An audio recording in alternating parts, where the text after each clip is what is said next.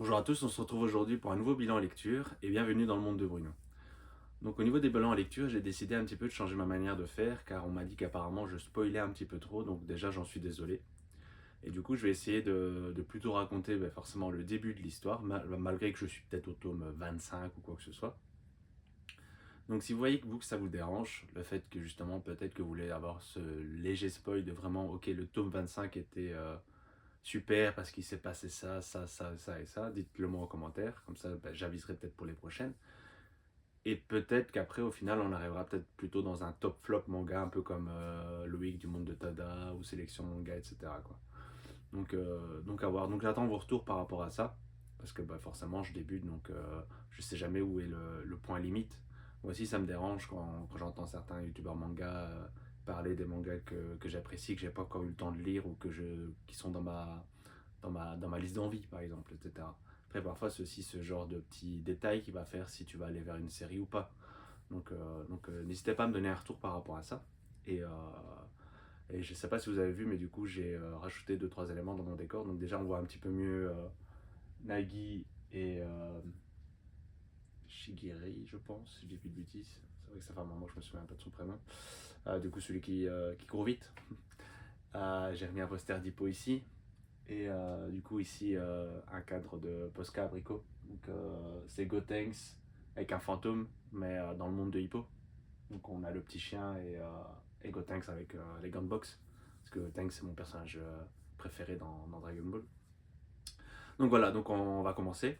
Donc, tout d'abord, j'ai lu 4 tomes de Space Brothers. Donc, j'ai lu les tomes 9 à 12. Je vous montre vite fait les jaquettes.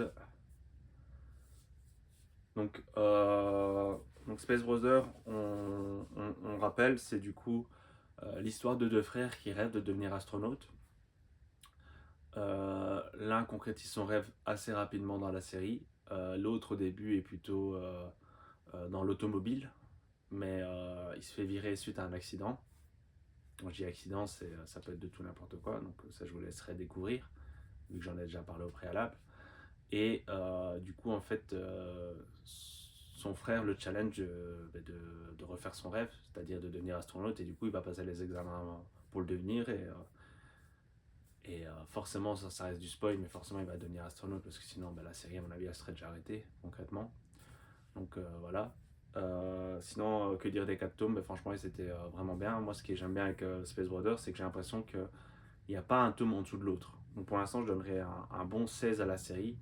16 ça peut être peu, ça peut être beaucoup pour certains.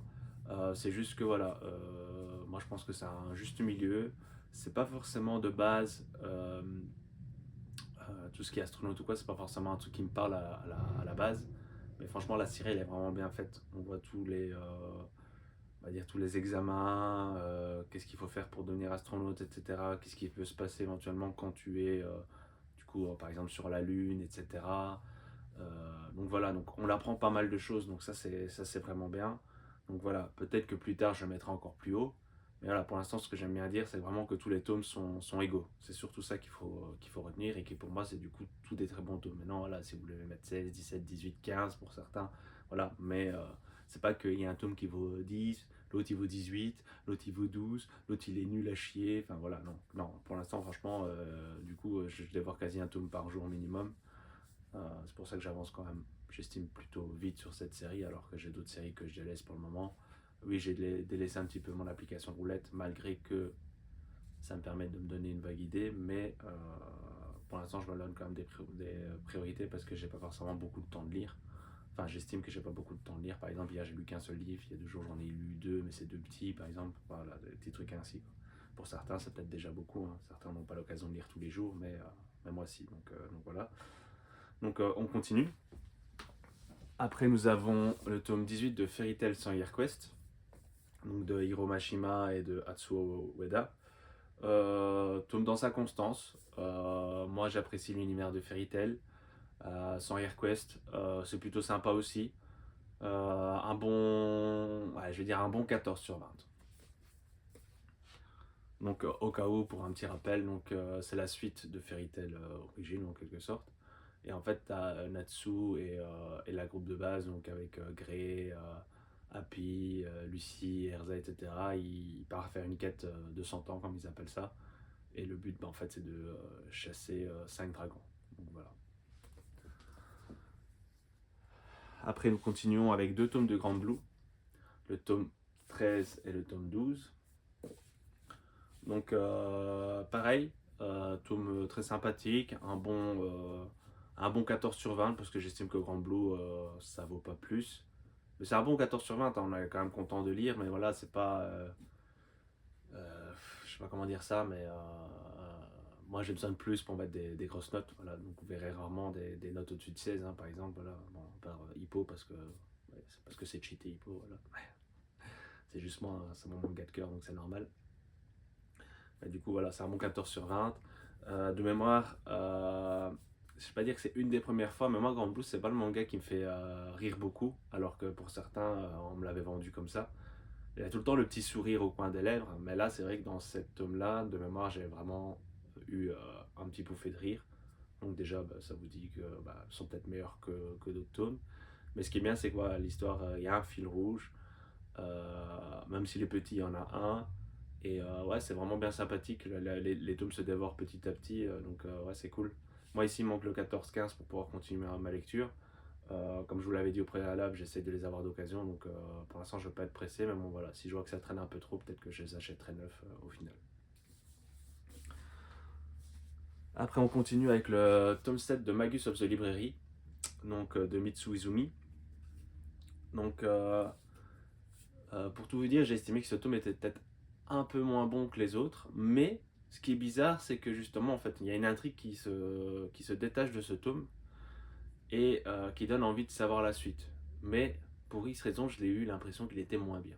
Ce qui est bien, désolé, je me répète beaucoup, c'est que le tome 8 sort ce mois-ci. Malheureusement, et je vous le dis déjà maintenant, du coup, il n'y aura pas d'achat manga cette semaine parce que ma librairie n'a pas été livrée, tout simplement. Donc il y avait juste un tome à prendre. Moi, je ne fais pas d'achat manga pour un seul tome, donc j'attends la semaine d'après. Donc voilà, donc c'est normal si vous voyez qu'il y a des tomes qui manquent, comme Naruto Kage tome 32, Mabel tome 15, toute la suite de Kyo, donc Magus of the Library, Dogs Red, il y avait quoi d'autre, etc. Donc il y a le Real tome 16, lui qui était arrivé, mais du coup que j'ai dit que j'allais attendre une semaine. Toute la partie Kurokawa avec Hippo, Partner 2.0, etc. Donc voilà, donc c'est normal, donc ils vont arriver, j'espère la semaine prochaine. Et donc voilà, donc cette semaine vous n'aurez pas d'achat manga. Par contre, normalement, c'est pas normalement, mais du coup ce week-end je vais à Amsterdam pour faire un régional de Dragon Ball Super Car Game, donc le premier de cette année. Je vais essayer de tenter de faire un vlog, je promets rien parce que bon, j'en ai jamais fait, du coup déjà est-ce que je vais pas oublier tout simplement, est-ce que ce sera un format correct, est-ce que je vais pouvoir le monter correctement, etc. Donc voilà, donc peut-être qu'on pourra envisager que la semaine prochaine vous avez un vlog qui sort par rapport à mon régional, et vous allez peut-être rencontrer un petit peu mon équipe, la Golden Art. On voit un petit peu ici le logo. Donc voilà. Donc pour revenir à nos moutons, donc là je dirais, rien que pour celui-là, je donnerais limite un petit 12 sur 20, donc c'est une petite cote. Mais les autres, franchement, j'avais bien aimé, donc les autres, je leur donnais au moins 14-15. Donc voilà, donc est-ce que c'est juste moi, à ce moment-là, j'étais peut-être pas dans le bon mood ou quoi que ce soit, parce que ça peut arriver aussi que c'est ça qui fait qu'on apprécie moins un manga, etc. Mais voilà, donc quand même content d'avoir cette série, content que le tome 8 sort bientôt, donc j'espère que le tome 8 pourra remonter la pente, et donc voilà. Et du coup, pour rappel, parce que c'est vrai que du coup j'en ai pas rappelé, mais on a Izumi, je pense, de mémoire. Shio, ouais, je crois que c'est ça, Shio Izumi, je crois. Euh, il adore les livres, lui fait partie des gens pauvres. Dans son village, on interdit aux gens pauvres de pouvoir aller à la bibliothèque, etc. Un jour, il en parle à un Kauna, et le Kauna, du coup, dit qu'en fait, c'est interdit d'interdire aux gens de ne pas aller à la bibliothèque. La bibliothèque, c'est libre à tout le monde. Et suite à ça, du coup, il va pouvoir aller à la bibliothèque. Et suite à ça, il va vouloir devenir Kauna. Et du coup, on voit son expérience pour devenir Kauna, concrètement. Et c'est très sympa, hein. Franchement, ça se lit plutôt bien, même si les tomes sont plutôt gros. Mais c'est bien que pour 8 €, on a de la lecture. Donc voilà. Du coup, j'ai un nouveau tome de Space Brother, donc il fait partie de l'année. Donc ça, c'est le dernier que j'ai lu hier soir, justement. Je l'avais oublié dans la pile avant. Donc pareil, hein, toujours très bon, un bon 16. Et même lui, il était peut-être meilleur que les autres. Il y a un petit 17 rien que pour celui-là. Du coup, on continue avec Dr. Slump tome 13, donc d'Akira Toriyama, l'unique, le grand, le maître de Dragon Ball. Donc, Dr. Slump, toujours dans sa lignée, donc c'est des chapitres un peu épisodiques, etc. Moi, je vais pas vous mentir, Dr. Slump, c'est pas le grand coup de cœur de base. Un bon 13-14 pour la série en général. Pourquoi? Parce qu'il y a toujours des chapitres qui pour moi ne servent à rien. C'est juste pour combler. Certes, peut-être un peu humoristique, mais moi j'aime bien quand il y a quand même un minimum de scénario. Et là, parfois, non, c'est vraiment. Tu pourrais enlever le chapitre, tu as l'impression qu'il n'y a rien qu'à changer, quoi. Voilà, donc pour ça. Sinon, oui, il y a quand même un peu d'humour, etc. C'est quand même bien écrit, etc. Mais j'arrive pas à comprendre tout l'engouement qu'il y a eu à la base. Après, sans ça, il n'y aurait peut-être pas eu Dragon Ball, donc tant mieux, donc je leur remercie. Mais voilà, donc moi je le fais surtout par hommage à Akira Toriyama. Donc il me reste plus que 2 tomes à lire et la série finie. Après, nous avons le tome 23 de Toriko, donc de Mitsutoshi Shimabukuro. Toriko, toujours aussi bien, toujours aussi long à lire. Donc on rappelle, Toriko, ça fait partie des 4 rois. Donc ici on voit les 4 rois. Donc ça c'est un spoil sans être un spoil, hein. Je préfère le préciser quand même. Donc Toriko c'est celui-ci, celui en bleu là, avec la tête en bleu. Donc lui est un gourmet hunter. Un gourmet hunter, il rêve de faire son menu idéal. Donc pour ça, normalement, il fait équipe avec un cuisinier. Donc ici, on aura le droit à Komatsu, qu'on rencontre dès le tome 1, donc c'est pour ça que je permets de le dire. Et le but, du coup, c'est de faire son menu idéal. Son menu idéal est fait à base, normalement, de menus spéciaux, d'où pourquoi il faut un cuisinier, parce que c'est des recettes spéciales que tout le monde ne peut pas forcément faire. Et donc voilà, et donc il y aura plein de péripéties. On arrive dans un arc qui est plutôt très bon, moi j'aime bien. Même si j'ai mis un petit peu en pause ma lecture de Toriko suite à Space Brother. Mais donc voilà, donc on va avancer tout doucement. Actuellement j'ai 30 tomes de Toriko et 32 de Space Brother, donc arrivé à un moment donné, va falloir acheter la suite pour les 2 séries. Et à mon avis je les ferai en parallèle du coup. Donc j'achèterai style 2 tomes et 2 tomes par exemple, etc. Donc voilà.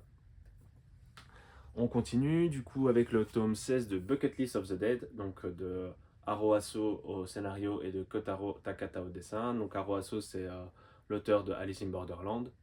Donc tome plutôt intéressant qui continue dans la même veine. Donc j'ai pas dit mais pour Toriko je donne un bon 14-15. Bucket List of the Days, pareil, un bon 14-15. Donc pour l'instant, comme vous avez pu le constater, je trouve qu'il y a juste Space Brother qui est vraiment au-dessus des autres.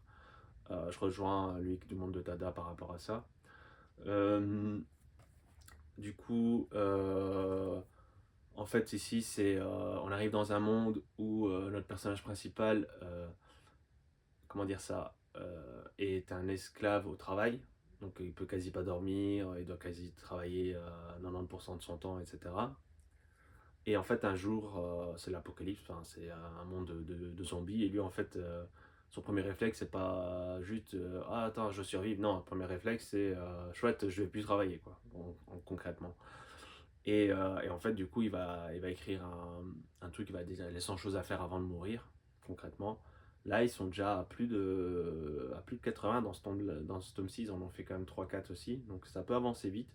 Donc je pense que la fin est proche, mais de mémoire, ça n'a pas encore été annoncé, donc pour l'instant, on peut pas en dire plus.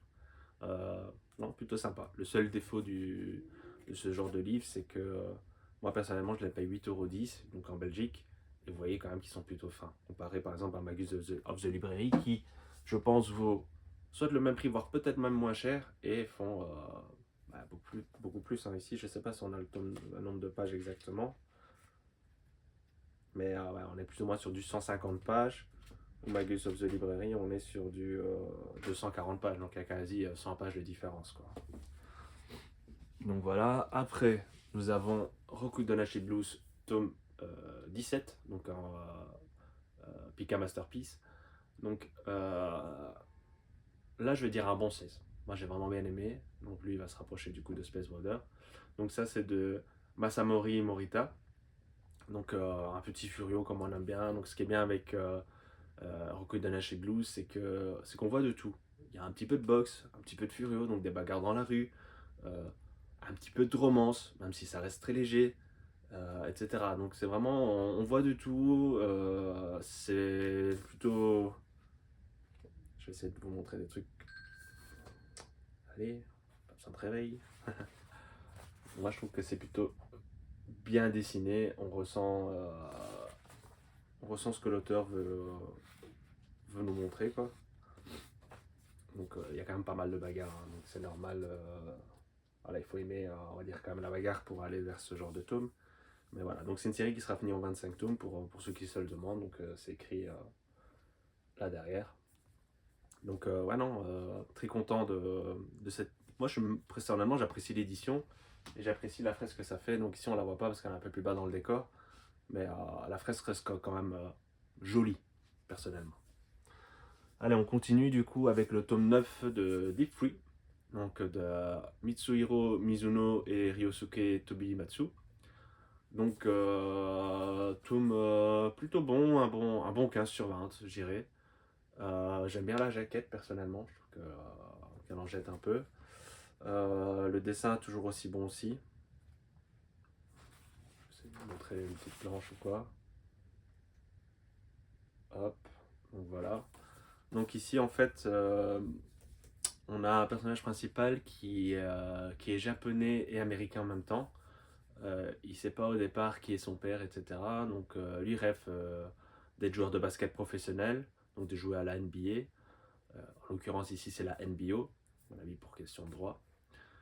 Et du coup il a la chance d'aller en Amérique, mais lui il a un grand défaut, c'est qu'il il est plutôt bon, mais en fait il a un yips. Et un yips c'est quoi? C'est une petite peur, et en fait parfois quand il est devant le panier de basket, ben, en fait il a les mains qui figent, etc. Et du coup ben, façon de parler, il perd son talent en quelque sorte, hein, donc ça peut lui faire de gros défauts. Et du coup, pour pallier à ça, il trouve une autre technique qui ne marche pas à tous les coups, mais qui va lui permettre quand même de pouvoir, entre guillemets, peut-être apercevoir la NBO. Donc, en gros, de pouvoir jouer quand même, je veux dire, professionnellement, même si je ne sais pas si c'est vraiment le cas, c'est peut-être juste universitaire, mais entre guillemets, il n'est pas à l'arrêt. Mais on ne sait pas forcément s'il va atteindre la NBO pour autant. Car il est toujours atteint de yips, hein, quoi qu'il arrive. Ça se provoque moins grâce à sa nouvelle technique, mais voilà. Donc il nous reste encore 3 tomes à voir ensemble. Du coup, le secret de Scarecrow, tome 3, donc de Jin Zarbo. Donc lui, j'ai trouvé un peu moins bien que les deux premiers, donc je le mettrais à aller à un 13 sur 20. J'ai quand même bien aimé, hein, mais je sais pas pourquoi. Les deux premiers m'avaient vraiment époustouflé. J'aurais mis un bon 15 aux deux premiers, facile. Donc lui, j'ai trouvé un peu moins bon. Maintenant, encore une fois, est-ce que c'était juste le mood? On va peut-être le relire, mais voilà, je vous avoue que moi, les relectures, je les fais une fois que la série sont finies. Et dans l'idéal, quand ma pile à lire est plus ou moins à zéro. Donc j'ai tellement de livres que j'aimerais bien relire, donc je ne sais pas si ce sera le premier que je choisirai. Donc voilà, mais pour l'instant, il n'est pas du tout en danger dans ma mangathèque, hein, donc à voir avec la suite, mais voilà. Donc ici, en fait, on est dans un monde où il y a des crocs et des scarecrows. Donc des crocs, c'est des genres de corbeaux, en gros. Et les scarecrows, c'est des personnes qui peuvent les tuer. Et en fait, les scarecrows ont disparu de la nature, en quelque sorte. Mais il y a une fille qui y croit, mais pour ça, elle va lire des livres, etc. Un jour, elle tombe sur un livre de scarecrow, mais elle ne peut pas le lire parce que c'est dans un langage qu'elle ne connaît pas et que très peu de gens connaissent. Donc le but, c'est de trouver un traducteur. Et en fait, du coup ça arrive au tome 1, donc c'est pour ça que je me permets de spoil. Elle va en fait rencontrer un scarecrow qui va être revenu à la vie en quelque sorte. Donc en gros, c'était un genre d'épouvantail. Et suite à quelque chose, il s'est réveillé. Donc voilà, donc elle va faire avec le scarecrow pour essayer de pouvoir traduire son livre, etc. etc. Donc ça, je vous laisserai redécouvrir. En tout cas, les deux premiers tomes, moi, je les ai trouvés excellents. Et le troisième, un tout petit peu moins bien. Mais voilà, encore une fois, peut-être que c'est juste moi. Il faudra peut-être juste le relire et peut-être que je vous dirai la même chose, quoi. Donc voilà. On continue avec l'avant-dernier tome de cette vidéo. Du coup, on a le tome 23 de Dragon Ball Super, de Akira Toriyama et Toyotaro. Donc, c'est Dragon Ball, hein. Donc là, on est plus ou moins dans le film qui est sorti au cinéma, donc Dragon Ball Super Hero. Il y a quand même deux trois éléments qui sont différents du film. Donc pour ceux qui ont vu juste le film, bah, n'hésitez pas à lire quand même le manga. Donc voilà, donc Dragon Ball Super, c'est pas excellent, on va pas se mentir. Comme Daima, moi j'ai pas trouvé la série Daima excellente, mais moi j'ai bien aimé quand même le nouveau SSJ4, etc. C'est différent. Donc voilà, moi j'aime bien l'ancien SSJ4, etc. J'adore que j'étais SS4. Donc voilà. Mais, euh, mais ça a le mérite d'exister. Donc voilà, pour moi c'est comme des univers parallèles, etc. Donc j'apprécie quoi. Donc voilà, donc Dragon Ball Super, ici je vais lui mettre allez, un 13 sur 20 personnellement. Donc voilà. Donc bon, je pense que je peux me permettre de vous montrer un dessin, donc même si on connaît le trait, mais de toute façon c'est le film, hein, donc pour ceux qui n'ont pas vu le film, mais voilà, mais ça spoil pas grand chose. Et pour terminer cette vidéo, ce sera le tome 6 de Boko Stratège, donc de Kenichi Sakimi et Hideki Mori au dessin. Donc on continue l'aventure de Keri. Keri c'est un Moitsu qui sont des fins stratèges. Et du coup, lui, comment dire ça, il s'est un petit peu écarté de son groupe pour pouvoir défendre un village alors qu'on lui avait interdit, mais voilà. Donc son but, lui, ça va être de défendre les villages, que les villages lui fassent confiance, etc. Parce que faire confiance à un seul homme pour affronter une armée, bah, il faut avoir des couilles, on va pas se mentir, voilà, tout simplement. Donc voilà, plutôt bien. Dessin plutôt vieillot, mais plutôt joli. Moi j'aime bien rappeler que pour moi ça me fait penser à Shitanojo. Donc voilà, donc c'est une série qui sera finie en 8 tomes. J'ai les 8 tomes, donc il n'y a plus qu'à lire le tome 7 et 8. Donc petit à petit, donc la série sera terminée. Un bon, un bon 14-15 pour ce tome. Donc voilà. Donc j'espère que vous aurez apprécié ce nouveau format de vidéo. N'hésitez pas à me donner votre avis, n'hésitez pas à me dire vous ce que vous avez lu cette semaine ou ce que vous avez prévu de lire ce mois-ci par exemple. Euh, donc si vous avez apprécié, ben, n'hésitez pas à liker, à partager, à me faire un petit commentaire pour me dire ce que vous avez apprécié ou peut-être moins apprécié. Donc c'est comme ça que je pourrais peut-être faire évoluer les vidéos. Donc je remercie la personne qui m'avait dit que je spoilais trop, donc aucun problème avec ça. Donc je comprends et je te remercie de me l'avoir dit et de continuer à me suivre. N'hésitez pas si vous appréciez les nouveaux éléments de mon décor. Et donc voilà. Donc sur ce, je vous dis à bientôt et